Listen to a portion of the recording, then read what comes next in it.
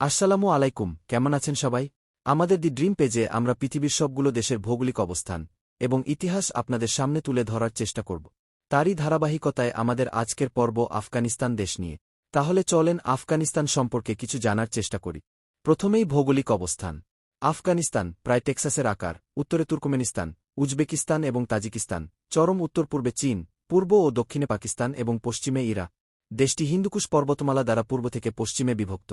পূর্বে ২৪,০০০ ফুট বা ৭,৩১৫ মিটার উচ্চতায় বৃদ্ধি পেয়েছে। দক্ষিণ-পশ্চিম বাদে দেশের বেশিরভাগ অংশই উঁচু তুষারাবৃত পর্বত দ্বারা আচ্ছাদিত এবং গভীর উপত্যকা দ্বারা অতিক্রম করা হয়েছে। ইতিহাস। দারিয়াস প্রথম এবং আলেকজান্ডার দ্য গ্রেট প্রথম আফগানিস্তানকে ভারতের প্রবেশদ্বার হিসাবে ব্যবহার করেছিলেন। ইসলামিক বিজেতারা ৭ম শতাব্দীতে এসেছিলেন এবং চেঙ্গিস খান এবং টেমেরলেন ১৩ এবং ১৪ শতকে অনুসরণ করেছিলেন। ১৯ শতকে মধ্য এশিয়ার নিয়ন্ত্রণের জন্য সাম্রাজ্যবাদী ব্রিটেন এবং জারবাদী রাশিয়ার মধ্যে প্রতিদ্বন্দ্বিতায় আফগানিস্তান একটি যুদ্ধক্ষেত্রে পরিণত হয়েছে। ৩টি ইঙ্গাফগান যুদ্ধ ১৮৩৯, ১৮৪২, ১৮৭৮, ১৮৮০ এবং ১৯১৯ অনিশ্চিতভাবে শেষ হয়েছে। ১৮৯৩ সালে ব্রিটেন একটি অনানুষ্ঠানিক সীমানা ডুরান্ড লাইন ব্রিটিশ ভারত থেকে আফগানিস্তানকে আলাদা করে এবং ১৯১৯ সালে লন্ডন পূর্ণ স্বাধীনতা প্রদান করে। আমির আমানুল্লাহ ১৯২৬ সালে একটি আফগান রাজতন্ত্র প্রতিষ্ঠা করে।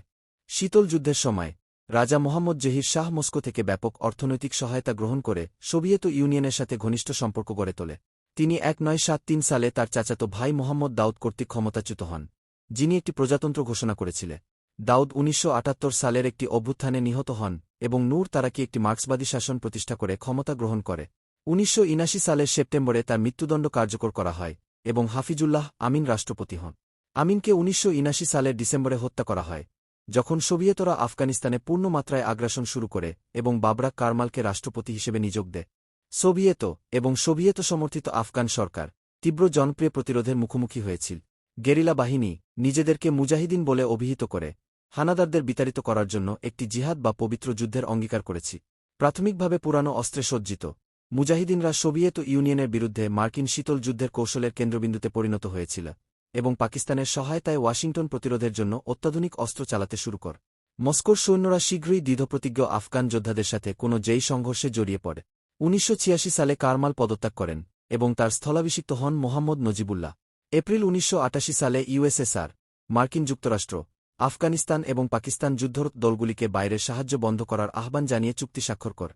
বিনিময়ে ফেব্রুয়ারি ১৯৮৯ সালে একটি সোভিয়েত প্রত্যাহারের ঘটনা ঘটে, কিন্তু রাষ্ট্রপতি নাজিবুল্লাহর সোভিয়েতপন্থী সরকার রাজধানী কাবুলে রেখে যায়।